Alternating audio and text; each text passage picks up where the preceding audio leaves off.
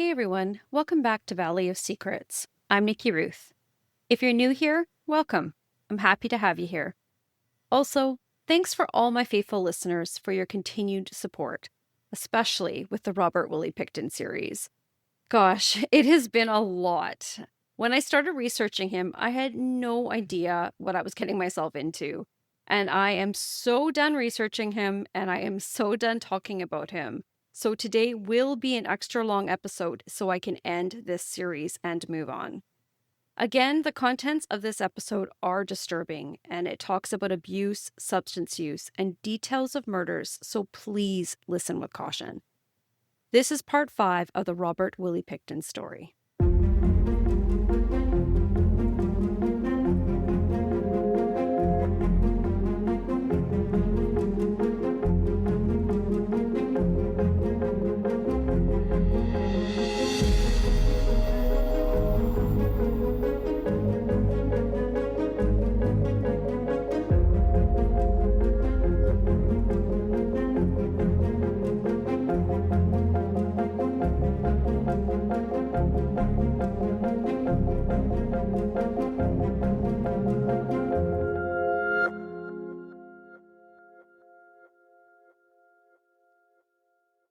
By this point in the timeline, things on the farm had shifted again. Willie Pickton had formed a new, very close connection with a woman named Dinah Taylor. Dinah was an Ojibwe woman, originally from Thunder Bay, Ontario. But she had been living in Vancouver's downtown east side since she was very young. People who crossed paths with her described her as someone who kept her guard up. She was aggressive, unpredictable, and not someone who shared much about her past. There's still a lot we don't fully understand about Dinah's life. What is known is that she had a history tied to the street economy, including drug trafficking, and was well known to be involved in exploiting other women. Many people kept their distance from Dinah. Outreach workers, especially those at places like the Wish Drop-In Center, remember her as someone who rarely engaged unless she had a specific reason. And at some point, she began spending more and more time at the Willie Pickton farm. At first, it was occasional nights, then longer stretches. She was given whatever she needed while she was there: clothes, money, and free drugs. And over time, she began bringing other women out there, just like others before her. By the end of 2000, something strange had happened. The number of reported missing women from Vancouver's downtown east side dropped. In fact, only one woman had officially been reported missing that year, and that was Tiffany Drew. After years of growing concern, it looked, at least on the surface, like things might finally be slowing down. Maybe whatever had been happening had stopped. So, decisions were made. The task force known as Project Amelia was shut down. Resources were reassigned, and attention shifted. For a moment, there was a quiet belief that this crisis might be coming to an end. But it wasn't. Not even close. Because what no one realized at the time was that this wasn't the end of anything. It was just a pause. A moment where things went a little quieter before everything escalated again. In the year that followed, more women would disappear.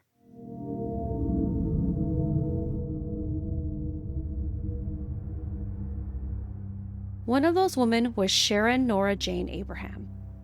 Sharon was 39 years old and from the Seguin First Nations in Manitoba. Years earlier, she had made the difficult decision to leave an abusive relationship and move to Vancouver with her 2 young daughters, hoping to start over somewhere safer. People remembered her sense of humor, laughter, and friendliness. Life, though, was not easy. She later returned to Manitoba, where she had 3 more children, but lost custody of all of them. Eventually, Sharon returned to Vancouver, and in December of 2000, she vanished, but it would take 3 more years before she would ever be reported. Later, part of her DNA would be found on Willie Pickton's farm. Not long after, Dawn Teresa Cray disappeared. Dawn was born on October 26, 1958, and was one of 7 siblings from the Stolo First Nation family in Hope, BC. Her early life was shaped by deep trauma. Her parents were residential school survivors, and her childhood was marked by instability and loss. After her father died of a heart attack in front of her when she was just 5 years old, her family was separated, and Dawn entered the foster system. She became a mother at just 16 years old herself, but her son was later raised by her foster family. In the early 1990s, Dawn survived a horrific acid attack that left her with lifelong injuries and pain. Over time, she struggled with substance use and moved to the Roosevelt Hotel in the downtown East Side, doing survival sex work. She was well loved among her community, and people looked out for her. But in December 2000, Dawn Cray disappeared. She was 42 years old. Her doctor had reported her missing on December 11th after she didn't show up for her methadone treatment. Her DNA would later be found inside a trailer on Willie Pickton's farm. People in the community later spoke of rumors that Dinah Taylor had been seen with Dawn shortly before she went missing and may have convinced her to go see, quote-unquote, Uncle Willie. The final disappearance that year was Deborah Lynn Jones. Deborah was born on December 31st, 1957. She was an identical twin and had 2 other sisters and a brother. She was known for her kindness and her creativity. Music was a big part of her life. She could play guitar, piano, and had a powerful singing voice that people compared to Janis Joplin. Deborah was last seen on Christmas Day and was reported missing on December 29th, just a couple days before her 43rd birthday. Evidence later linked her to the farm as well. Her blood was found on a black Eddie Bauer purse and on a broken crack pipe found at the foot of Willie Pickton's bed. Keys attached to the purse were smeared with her blood and opened a Surrey hotel room that had been rented by her. Patricia Rose Johnson, otherwise known as Patty, was born on December 2nd, 1975 in Vancouver. She was beautiful, with long blonde hair and blue eyes. She grew up in East Vancouver, known as someone who was full of life and always laughing. But by the age of 20, she struggled with addiction and was living in the Evergreen Hotel. She became a mother to 2 children, a son in 1994 and a daughter in 1995 with her partner, Chris. She loved her kids deeply, even fighting to stay off drugs while she was pregnant so they didn't have to struggle when they were born. But when they were 2 and 3 years old, Patty couldn't care for them anymore, and they went to live with Chris for a year. But when he couldn't look after them either, they then went to live with his mother, who was an immigration lawyer. By all accounts, the kids grew up in a loving home, and Patty remained present in their lives as much as she could. Patty had become the first subject photographed in a series documenting women in the downtown East Side called Heroines by Lincoln Clarks, her personality shining through despite everything.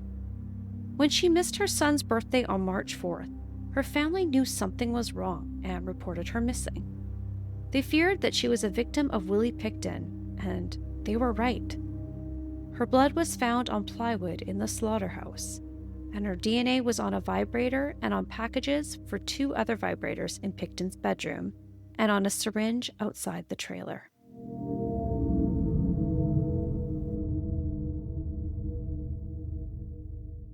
Although Project Amelia had been disbanded, a new task force called Project Even-Handed had been started, led by highly experienced investigator Don Adam. A week after Patty went missing, Adam added 3 new members to his task force from the Vancouver Police Department, who were all experienced homicide investigators. They all knew that Willie was a suspect. They knew that he had surveillance on him, and they also knew about his past interviews.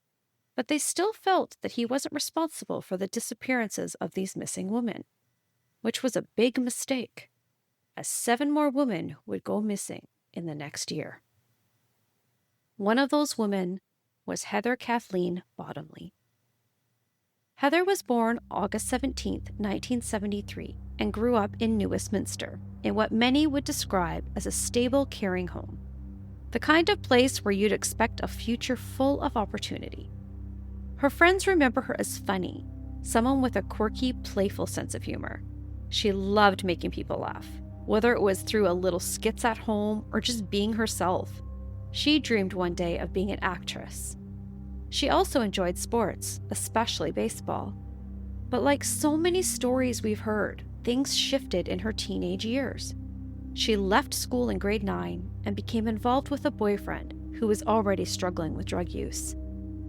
Not long after, Heather became a mother at just 17 years old and began using substances herself.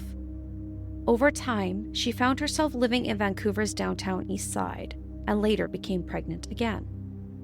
According to her family, she had started talking about wanting something different for her life, wanting to get clean, to rebuild, and to find a way forward.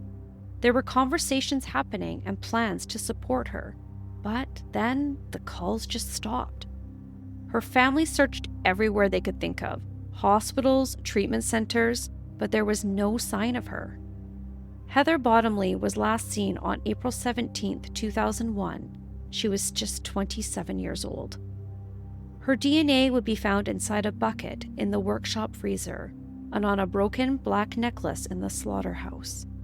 4 bloodstains were found on fabric on the mattress, and her identification and notebook were found on a table next to the television in Pickton's bedroom. That same year, Yvonne Marie Bowen also disappeared. Yvonne was born on November 30th, 1967 in Milford, Saskatchewan. Her father died when she was just 4 months old in a car accident, and her mother, a nurse, eventually remarried, had 2 other kids, but quickly divorced him as he was abusive. Yvonne herself got married at just 15 years old and had 3 sons before the age of 18. Her and her partner divorced in 1986, and Yvonne left her children with her mother so that she could travel across Western Canada, joining the carnival for about 10 years. Like so many others, Yvonne faced difficult circumstances that eventually led her to Vancouver, using hazardous drugs just a couple years before she went missing. In March 2001, she had promised one of her sons they would spend time together during spring break, but she never showed up. Her son kept calling, but there was no answer. Her DNA would later be found on the farm after the trial concluded. Heather Gabrielle Chinook was the 4th woman to go missing in 2000. Heather was born on November 10, 1970 in Denver, Colorado, but later moved to British Columbia after her mother remarried a Canadian. She spent time in the Kootenay region, but never really felt settled. Over the years, she struggled with substance use, cocaine and heroin mostly. She married and had a son, but after her husband was incarcerated, she was no longer able to care for him. At the time she disappeared, Heather was living in Vancouver and had a distinctive piece of jewelry people remembered well, a wolf head ring that she wore often. Someone close to her later shared that she had spent time out at the farm and at one point had said it was a fun place to go party. And then she vanished. Heather Chinook was 31 years old. Her DNA would be found inside the bucket in the workshop freezer, on overalls in Pickton's bedroom closet, and on a silver bracelet and ring, also on a suede jacket in a box under a door, all in the workshop loft. Her distinctive wolf head ring, resembling one she had owned, was found in the pig pen.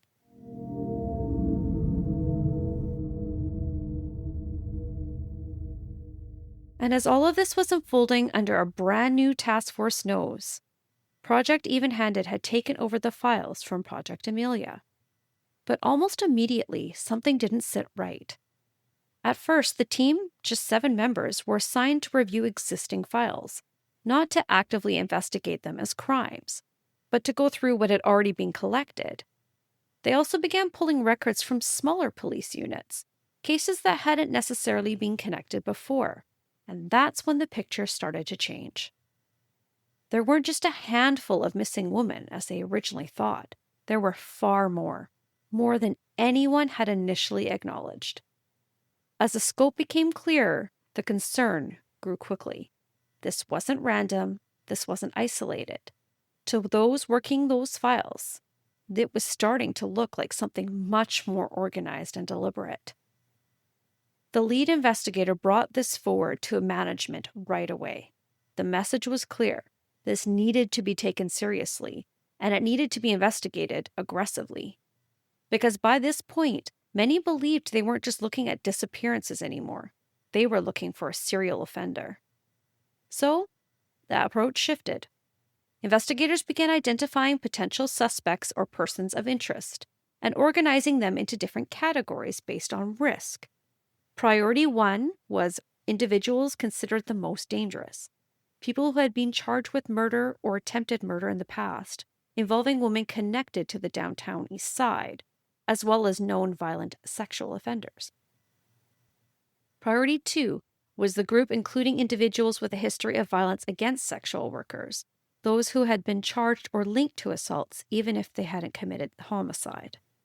And priority 3 was those that were active in the downtown east side, so individuals whose names had come up in the reports of suspicious behavior, attempted abductions, or concerning interactions with women in the area.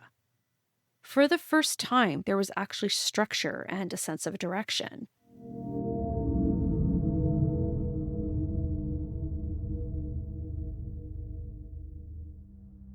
June 2001, Andrea Joesbury disappeared. She was born on November 6, 1978 in Victoria, BC. She was known for her energy. She loved sports and drama and had a bright, expressive personality. But her childhood was not easy.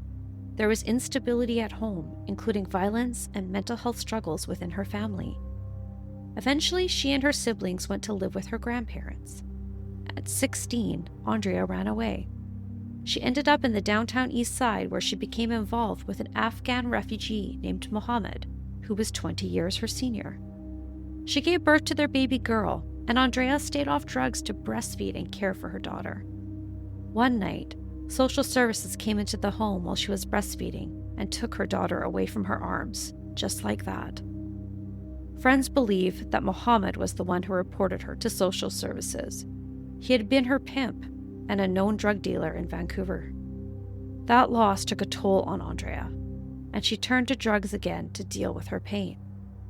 She started living at the Roosevelt Hotel after Mohammed was arrested.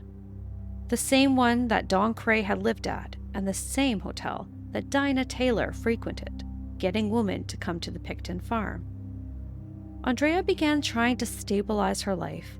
She entered a methadone program and regularly visited the Wish Drop-In Center, where staff remembered her for her warm smile. Her grandfather said that he last spoke to Andrea on June 2nd, stating that she was going to a party and that she was really excited. Then, Andrea missed a scheduled methadone appointment on June 5th. Her family knew something wasn't right, and her brother went looking for her, and when he couldn't find her, he reported her missing. Andrea Joesbury was 23 years old. Later, her head, hands, and feet would be found in a bucket in the workshop freezer. Her DNA was also found on an earring and ring in the slaughterhouse, on a black nylon jacket and black leather boots in Pickton's bedroom, and on the bathroom wall and on a pillowcase in Pickton's laundry room.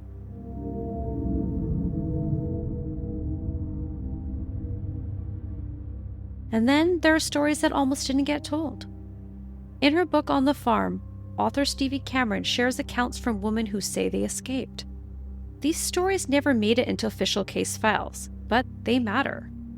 In late August 2021, Katrina Murphy was visiting her husband in Kent Prison near Agassiz, BC. Both Katrina and her husband were known bank robbers and had 19 heists to their name. Her husband had been locked up, but Katrina was out on bail awaiting trial. After visiting hours were over, Katrina started hitchhiking to get back to her home in Surrey, BC, which was about an hour drive. A van stopped to pick her up, and the passenger door opened up for her.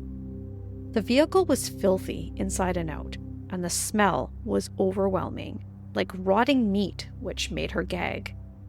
Katrina quickly began to feel uneasy while they drove off. The man turned to her and smiled his toothy grin and introduced himself as Willie. Katrina's unease worsened as Willie started making remarks about her looks and asking about her personal life. She wanted to escape, but then she realized the door handle was missing. she couldn't get out, and the windows had been painted black, so she couldn't see out and no one could see in. She knew she was in trouble. When he passed her intended stop, panic set in. Thinking quickly, she grabbed what she could from her purse, a pencil, and fought back. She managed to stab him in the neck, hurled across his lap, and forced his door open. She threw herself out of the moving vehicle, falling headfirst onto the gravel. When she got up, she ran to the nearest gas station, while Willie stood there laughing at her. Police officer was called, and when he took Katrina's statement, he realized that she had a criminal record. He told her he was going to go after the van, but whether he did or not was never fully known, and Katrina was left there, bloodied. Another woman, referred to as Terry, told a similar story. She accepted a ride with the promise of money and drugs, something many women were forced to rely on to survive. But during the drive, she became physically ill from the conditions in the truck. She begged to be let out, and after being struck, she was finally released. Like many others, she chose not to report it, shaped by past experiences and a lack of trust in the police. Behind the scenes, Project Even-Handed began opening direct communication with families. A meeting was held with dozens of loved ones, people who had been waiting, searching, and often feeling ignored. And in that room, something changed. Families were finally given information. They were told where things stood, and they were promised ongoing communication. For many, it was the first time they felt heard.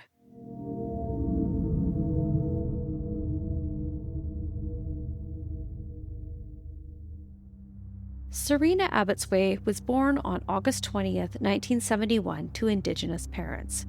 Her story, like so many others, began with hardship far too early. She had experienced severe trauma as a child and spent much of her life in foster care. At the age of 4, she found stability with a foster family, the Dreyers, who remembered her as loving, sweet, and expressive, someone who sang loudly and brought so much energy into a room.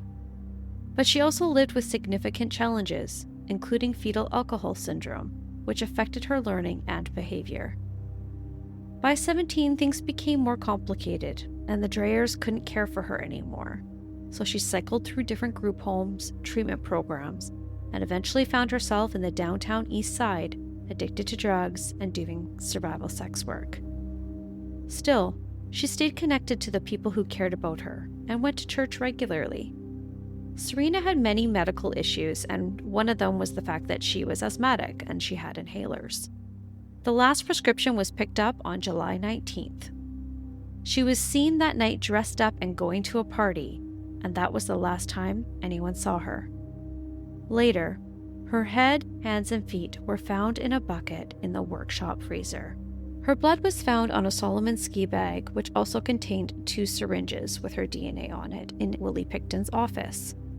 Her inhaler was also found inside the ski bag, and 4 others in the garbage outside Pickton's trailer, along with some Revenue Canada documents with her name on it.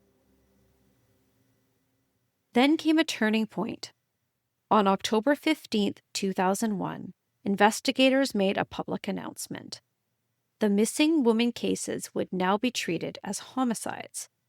It was a devastating confirmation, but also a critical shift. It meant the urgency had changed, the approach had changed, and without knowing it yet, Robert Willie Pickton was running out of time, because just within a few months, he would finally be arrested. On October 19, 2001, Diane Rosemary Rock went missing. Diane was born in Welland, Ontario on September 2, 1967, to a very young mother, and was later adopted by a family who loved her deeply. They described her as outgoing, full of energy, someone who could make people laugh, but also someone who had a strong, fiery personality. At 15, Diane became a mother herself. She left school early, but her adoptive family supported her, helping her build a life and a home on her own. By her early 20s, she had 3 children and had got married, but her marriage ended shortly thereafter. She worked hard to provide for her children, taking on roles in healthcare and at times exotic dancing to make ends meet. This is where she started using drugs. Later, she remarried and moved to British Columbia in 1992, hoping for a fresh start. And for a while, it worked. Diane had 2 more children and studied nursing part-time and worked supporting adults with disabilities. People who knew her during that time described her as compassionate, someone who fiercely advocated for those in her care. But in 2000, things began to unravel. After separating from her husband, she found herself struggling. Substance use became part of her everyday life, and over time she had lost stability, her housing, her job, and eventually custody of her 5 children. By May 2001, Diane was living in the downtown East Side doing sex work. And that summer, she reached out to her sister back in Ontario, shaken. She said she had been to a party on a farm in Port Coquitlam where girls got free drugs. But instead of leaving freely, she described being held there against her will for 2 to 3 days and sexually assaulted by many men. It was a terrifying account for Diane, but she refused to report the incident to the police. And then, just months later, she was gone. When her family realized something was wrong, one of her daughters, still a teenager, traveled alone to Vancouver to search for her, and she couldn't find her. Diane Rock was last seen by her social worker on October 19, 2001. She was 34 years old. Her DNA was found on the walls of the workshop freezer, on a cigarette butt, a bench seat, and a step in the motorhome, as well as her hairs on a Hudson Bay blanket. Her purse was found in a debris pile in the old piggery, which contained a knotted, fluid-filled condom with Willie Pickton's DNA. The following month, another woman vanished. The final woman, Mona Lee Wilson. Mona was born on January 13, 1975 in Kelowna, BC. She was from the Ochese First Nation in Alberta, one of 7 siblings. As a child, she loved simple things, bright colors, animals, moments of joy. But her early life was marked by trauma. She experienced abuse at a young age and was moved through multiple homes, foster care, group homes, never truly having a stable place to land. For a time, she lived in the Fraser Valley where she found some peace helping care for animals on a small farm. People remember that version of Mona, the one who smiled easily and who found happiness in the smallest things. But the effects of her childhood stayed with her, and as a teenager, she began struggling with substance use and eventually returned to Vancouver's downtown East Side. Mona was known in the community, especially at places like the Wish Drop-In Center, where staff described her as kind, but also strong-willed and independent. She tried multiple times to get clean. She'd entered treatment programs, she'd made plans to reconnect with family, and at one point, she even told her sister she wanted to come live with her after being released from custody. But instead, she returned to the downtown East Side. In the weeks before she disappeared, Mona was living in East Vancouver. People who saw her regularly said she was still navigating difficult circumstances, including an unhealthy relationship. Then, on November 23, 2001, she was last seen, and she was reported missing just 7 days later. Mona Wilson was 26 years old. Later, her head, hands, and feet would be found in a bucket in the piggery. DNA belonging to her and Willie Pickton would be found on a dildo attached to the .22 caliber revolver in his laundry room. Large bloodstains on a foam mattress, bed platform, and walls in the motorhome also belonged to her.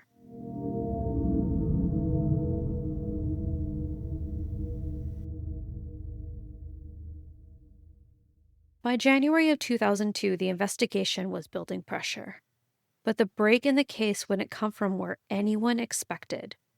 It came from a man who was struggling to stay afloat.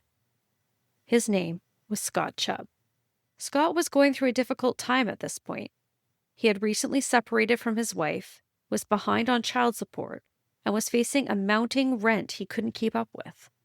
He needed money, and he needed money fast. And in that desperation, he reached out to someone he had met just weeks earlier during a domestic call at his house, a police officer named Wells. The two had exchanged contact information at the time. There had been a sense that Scott might be useful as a source someday, and now Scott was ready to cash in on that. He contacted Officer Wells and made an offer: information in exchange for money.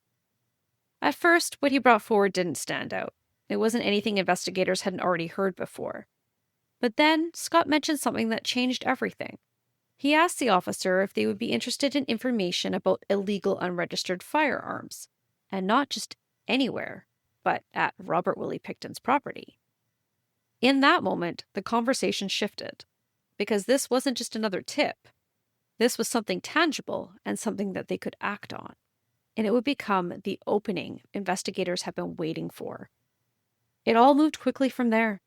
What started as a search for illegal firearms was about to uncover something far more disturbing. Police moved forward with a warrant to search the trailer on the farm belonging to Robert Willie Pickton, and it was approved without delay. A team was quickly assembled, officers from the RCMP and members of Project Even-Handed from the Vancouver Police Department. Well, on the evening of February 5th, 2002, they gathered quietly nearby. Their instructions were clear: focus on the firearms, disturb as little as possible. But everyone understood what this might really connect to: the missing woman from the downtown east side.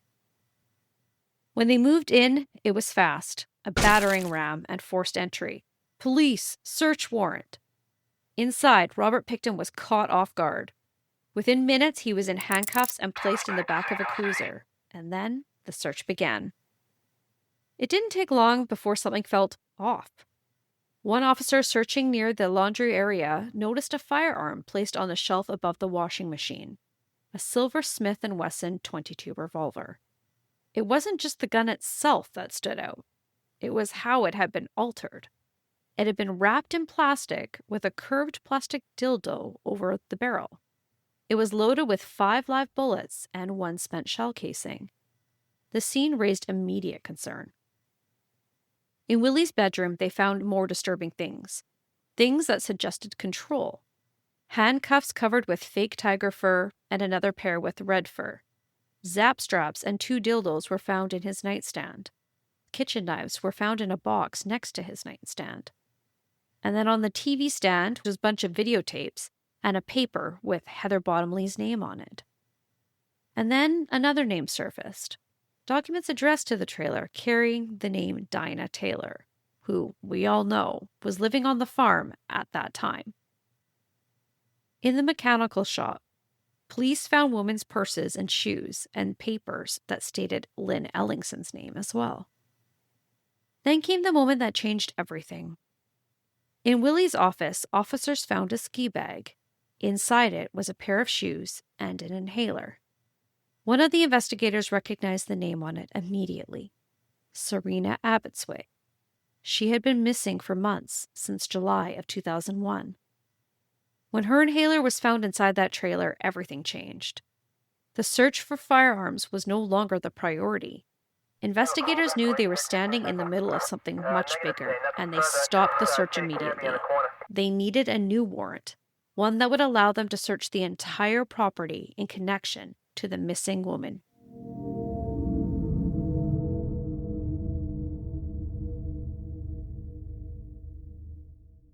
The next day, Willie Pickton was charged on weapons-related offenses. But there wasn't enough yet to hold him for anything more, so he was released on bail with conditions. He was not allowed to return to the farm, but police were watching, listening, waiting. Meanwhile, the farm was sealed off, and what followed would become one of the largest and most complex investigations in Canadian history, even to this day. Teams returned to the property in full protective gear. Every inch of the trailer was processed carefully. Evidence was collected piece by piece, and what they began to uncover was overwhelming. Personal belongings, clothing, jewelry, items that connected back to women who had been missing for years. DNA evidence began linking multiple victims to the space, and it wasn't just confined to one area, it was everywhere. The search expanded beyond the trailer. The entire property, which was 14 acres, had to be examined. Buildings, machinery, vehicles, dirt piles, outbuildings, everything. Officers described the scene as staggering. Within days, the number of investigators grew from dozens to hundreds. A mobile command center was set up, and every item was cataloged, sealed, and tracked. This process would take months. At that point, no remains had yet been uncovered, but the scale of the evidence made it clear. This was no longer just an investigation, it was a massive crime scene. Outside the farm, word spread quickly, and media began to gather. Helicopters circled overhead, and crowds formed along the perimeter. Reporters, locals, and eventually families. Families who had been waiting and searching, hoping, now standing just beyond the fence, wanting to know if their loved one was there. For many, this was the moment everything became real. Authorities began reaching out to loved ones, letting them know there was finally a suspect, that progress was being made, but also that the truth might be far worse than anyone had imagined. And as investigators continued their work inside the property, collecting all the evidence and sending it away for testing, one thing was becoming painfully clear. This case was bigger, darker, and more devastating than anyone had prepared for, and investigators were already thinking ahead. They knew another arrest of Robert Willie Pickton was coming, but this time it had to be done right. Every interaction with him needed to be intentional and controlled, handled by the right person. So they made a strategic decision. A female officer, Constable Dana Lillies, the only woman on the team, would approach him. The thinking was simple. She could build rapport with him and lower his guard. She had already gathered some insight into his family dynamics, including information that suggested he was heavily influenced by his younger brother, David. It painted a picture of someone who could be guided or steered in conversation. On February 16, 2002, just 11 days after the farm was raided, she went to find him. At the time, Willie was out on bail and working at one of David's demolition sites in Port Coquitlam. She arrived in plain clothes, and her reason for being there was official, serving paperwork related to his firearms charges, but the real goal was conversation and connection. She approached him casually, asking how he was holding up with all the media attention, positioning herself not as an investigator, but as someone who understood the pressure he was under and someone willing to listen. And it worked. He began to talk. He slipped into a familiar version of himself, portraying his life as one marked by hardship and misunderstanding. At times he became emotional, even tearful. He spoke about his past, his family, moments from his childhood that he seemed to return to again and again. He complained about the media and how he was being treated. At one point, he even compared the attention to what Princess Diana had experienced. Through it all, he denied any involvement in the missing woman. He admitted to spending time with women from the downtown east side, but framed it as helping them, said he expected nothing in return from them. He mentioned some of the women that had been around the farm and were still alive, as if that somehow explained everything. But behind the scenes, other conversations were happening. Just a few days later, on February 20th, one of his known associates, Gina Houston, would later testify about a conversation she had with him. She described him as emotional, overwhelmed by the investigation and the growing attention. According to her account, he spoke about feeling like there was no way out, even suggesting that ending his life may be his only option. During that same conversation, she brought up something that had happened months earlier, a phone call. She said she had heard what sounded like a struggle and voices, and then the line abruptly cut out. When she asked him about it later, he acknowledged that someone had been hurt, that he had tried to help but couldn't. Gina believed he was referring to Mona Wilson, a woman who had recently gone missing. According to her testimony, he indicated that Mona had died and that her remains were somewhere on the property. But even in that moment, he denied responsibility.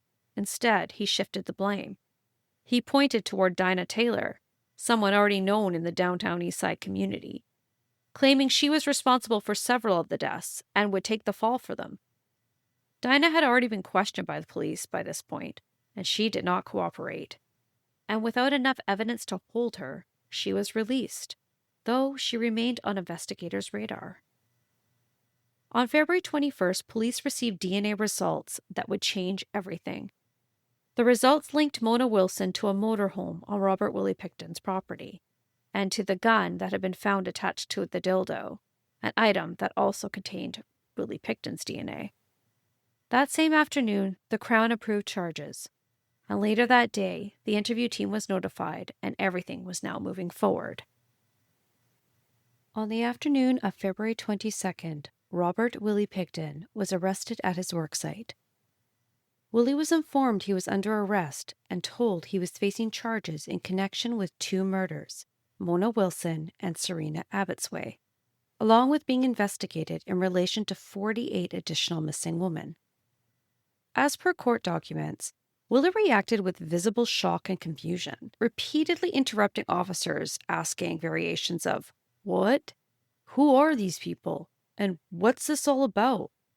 Struggling to comprehend the scope of what he was actually being accused of. Even during the drive to the Surrey RCMP detachment, he seemed disconnected from the gravity of the situation, repeatedly asking if he would still be able to go to work the next day, despite being told multiple times by Sergeant Hunter that this would not be possible. During that same drive, police contacted his brother Dave Pickton, informing him of the arrest and that Willie would need legal counsel. Once at the detachment around 3 p.m., Willie Pickton was processed, his belongings taken, clothes changed, and photographs recorded, before being given access to a phone. His lawyer, Marilyn Sandford, had already reached out, and the two spoke briefly before arranging to meet in person. After their roughly 45-minute meeting, Willie indicated he understood her advice and was satisfied. Notably, Sandford made it clear to police that her client did not wish to be interviewed or provide a statement. Despite this, plans for an interview were already in motion.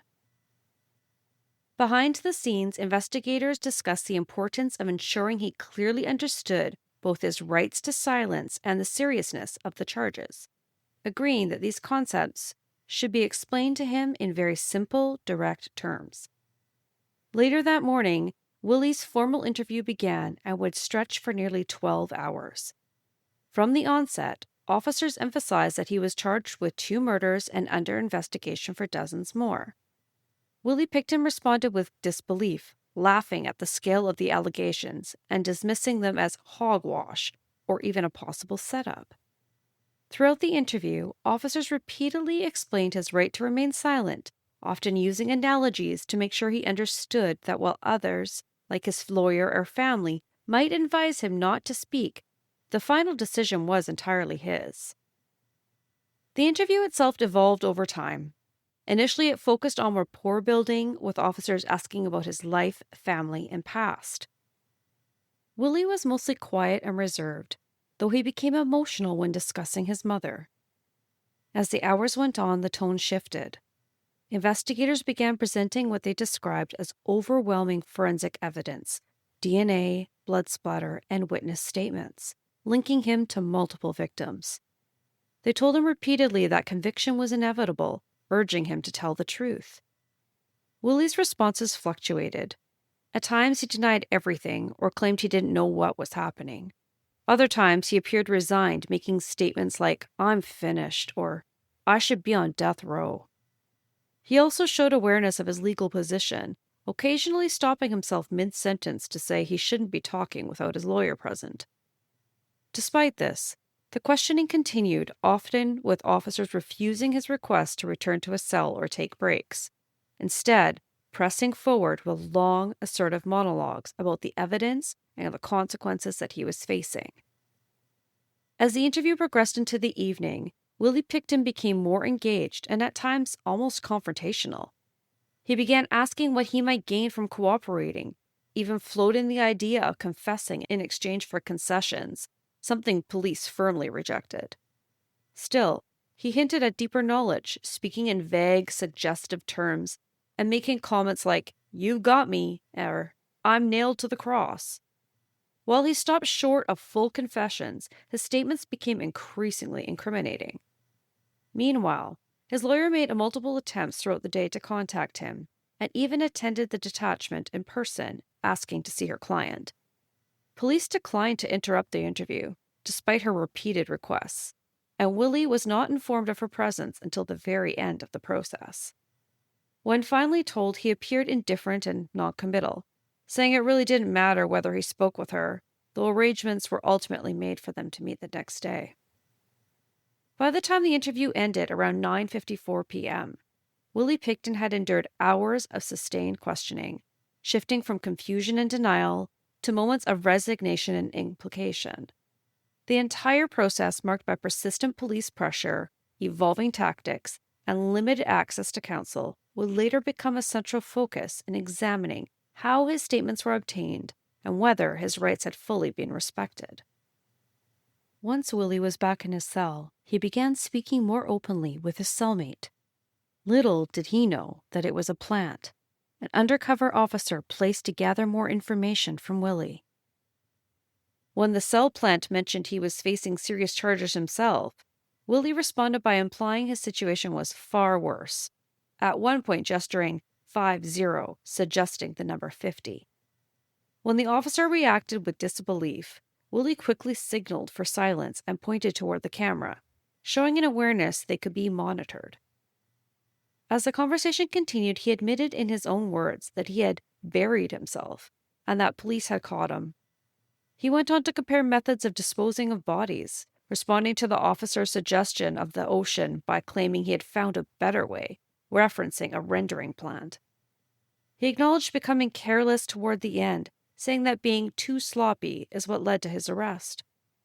Then, in a chilling moment, he stated that he had intended to reach an even 50 victims, but didn't quite get there, admitting his number was 49. He spoke about wanting to complete the big 50, suggesting that final goal contributed to his mistakes. Even then, he remained guarded in parts, hinting that investigators didn't have the full picture and that there were more victims than what was publicly known.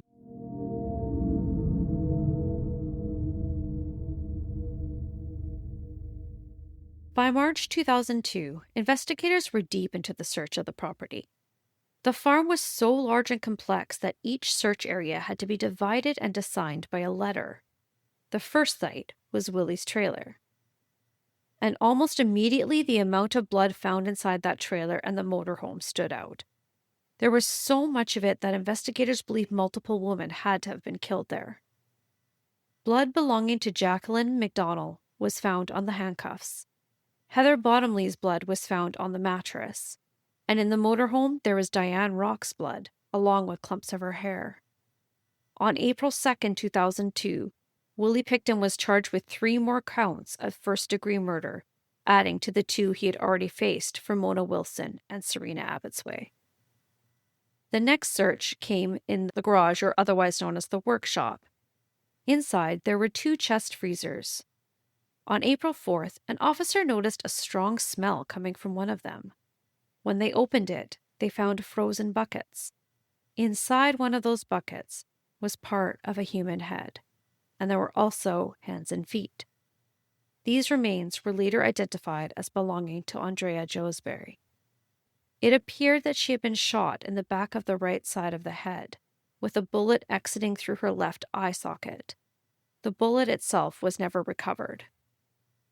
Another bucket was found similar to the first. Inside, another head, cut vertically along with hands and feet. This set was more decomposed. These remains belonged to Serena Abbotsway. She had also been shot, this time above the right ear, with a bullet found lodged in the left side of her skull. Teeth and fingernails were also recovered from her bucket. Following this discovery, Willie Pickton was charged with first-degree murder of Andrea Josbury, bringing the total number of charges to 6. In that same freezer, investigators also identified DNA belonging to at least 7 other women. These included Heather Bottomley, Diana Melnick, Tanya Marlowe Hollick, Stephanie Lane, Sherry Irving, Kara Ellis, and Diane Rock. Over at the slaughterhouse, investigators were confronted with another disturbing discovery. 2 plastic garbage pails. One contained animal remains, the other contained human remains. Inside was another head, cut in half vertically, along with hands and feet. These remains were identified as Mona Wilson. They were not frozen and were in an advanced state of decomposition. By this point, it had been almost 3 months since she had disappeared. I can't imagine the smell. The way these remains had been cut stood out immediately to forensic experts. The same method, the same precision. It suggested the use of the same tool over and over again. And then something from years earlier came back into focus. In 1995, in the city of Mission, BC, a man had discovered part of a human skull near a creek. At the time, it was believed to belong to a woman between the ages of 20 and 40. Despite extensive efforts, including DNA testing and international database searches, she was never identified and became known as Mission Jane Doe.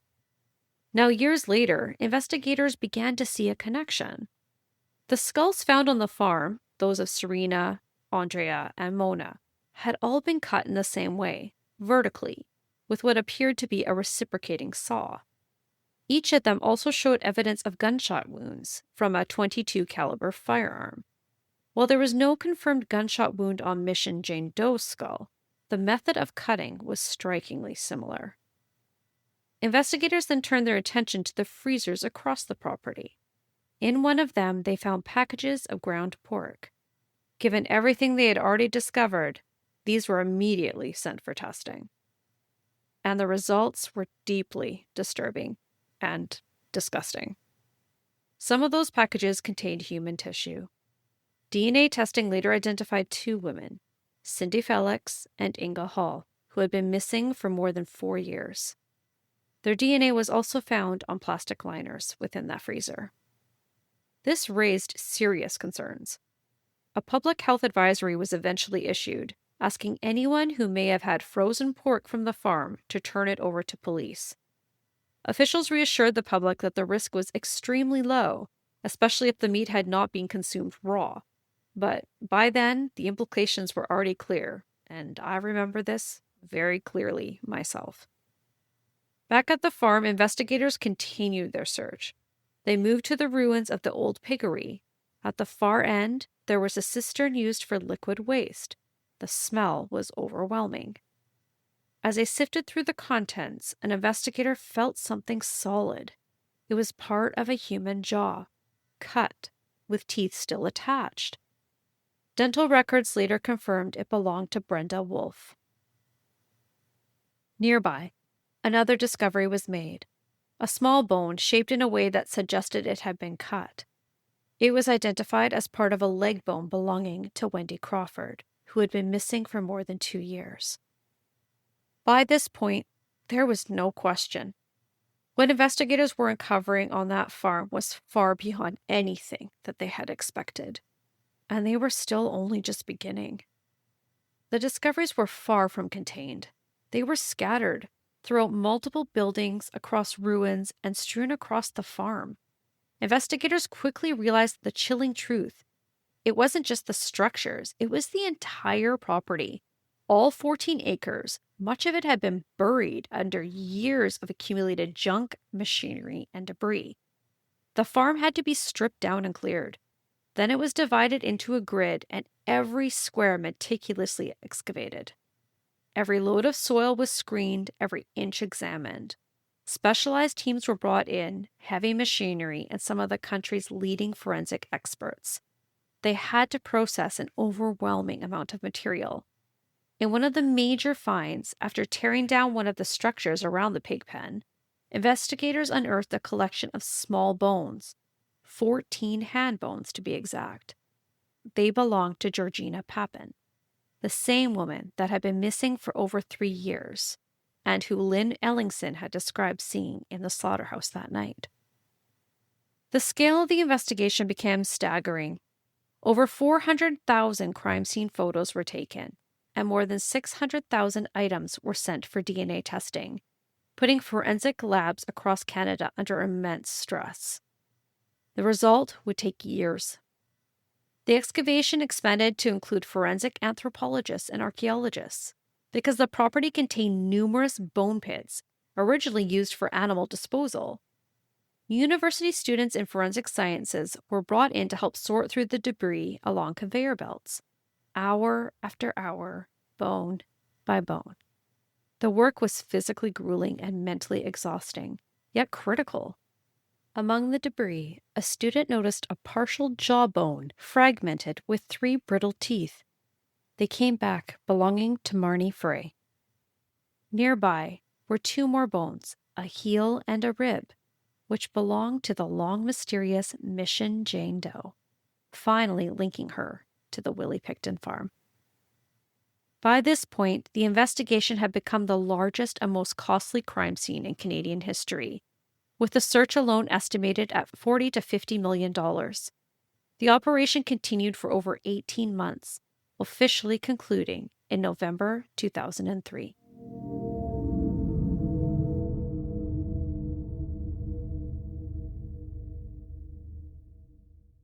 By May 2005, Robert Willie Pickton was facing 27 first-degree murder charges, linked to DNA from 33 women discovered on the farm, including Mission Jane Doe.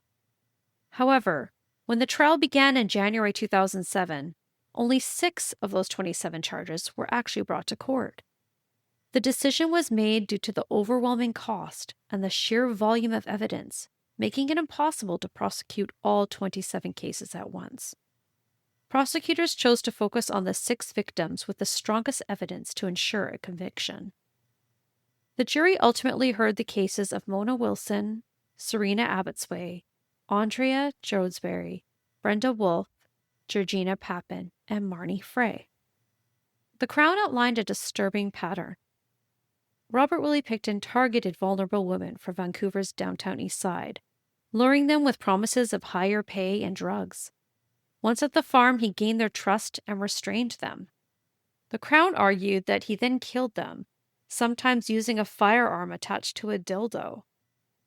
Bodies were dismembered in the slaughterhouse. Some remains were fed to pigs, some sent to a rendering plant, and others were frozen.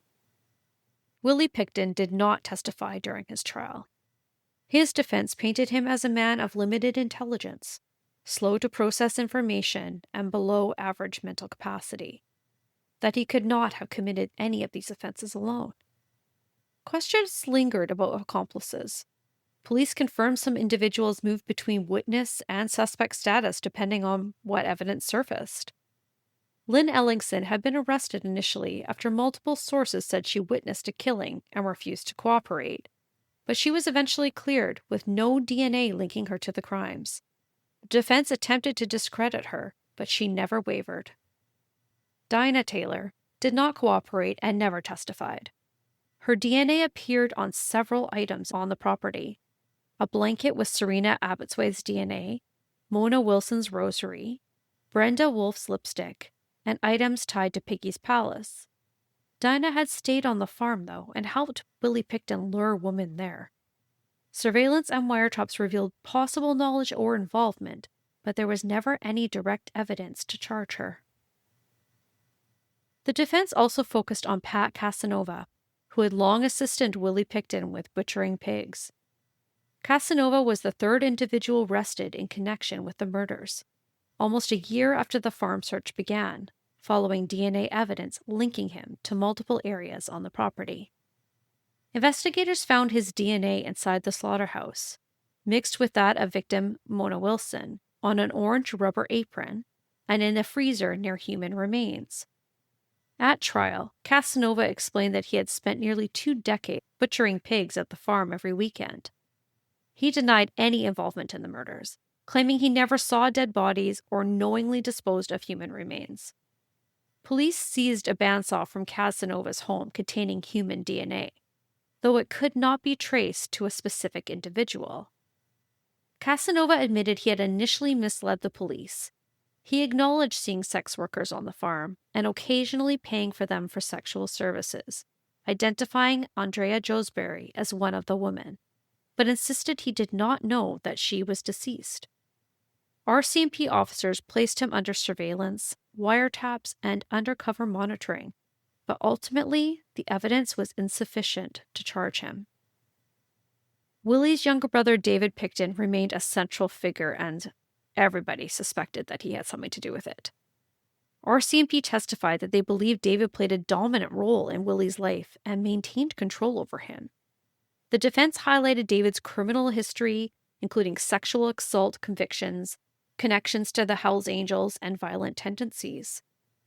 Police searched the farmhouse where they believed Dave still lived in, and they found electric massager with DNA from an unidentified woman under his bed, whose DNA was also discovered in a freezer in the slaughterhouse and on a floor vent in Willie's mobile trailer. A bucket labeled quote-unquote clout, similar to the one elsewhere on the property, was also found in David's bedroom. David's room also contained multiple dildos, black leather wrist restraints, and a bottle of massage oil, also a tube of whipped cream and lubricant with stains resembling blood and animal hairs, though it was never determined whether the stains were human. Similar stains appeared elsewhere, including the kitchen counter and on a sheepskin and carpet in the shed, again with no confirmed origin. David's fingerprints were discovered on a cardboard above the freezer containing the remains of Serena and Andrea. I'm not sure if he was ever questioned. I would imagine that he would have been, but David Pickton was never charged or linked directly to these murders. He also never testified in the trial. There was also DNA evidence on the farm that was never solved. The bucket holding Andrea Joesbury's remains contained DNA from 2 unknown men, and teeth from Andrea and Serena carried DNA from 3 other unidentified individuals. Additionally, a fingerprint on one of the freezers did not match Willie Pickton and was not cross-referenced with anyone else. The rumors that someone else was involved in the killings besides Willie Pickton would never come to light. The trial lasted almost a year with nearly 130 witnesses. After 5 days of deliberation, the jury asked, could Willie Pickton be found guilty even if he did not act alone? And the answer was yes. 3 days later, a verdict came. On December 9, 2007, Robert Pickton was found guilty of second-degree murder for 6 women. Not first degree, because premeditation could not be fully proven. But those 6 convictions only told part of the story. He had originally been charged with 27 murders, and in 2010, the remaining charges were dropped, as he was only sentenced to 6 concurrent life sentences, with no chance of parole for 25 years. Evidence recovered from the farm in Port Coquitlam had revealed the DNA or remains of at least 33 women. While in custody, Robert Pickton even admitted to an undercover officer that he was responsible for 49 deaths. Investigators feared the number could even be higher, with more than 60 women reported missing from Vancouver's downtown east side in the years leading up to his arrest. Years later, in 2024, he became eligible to apply for day parole at the age of 74, sparking public outrage.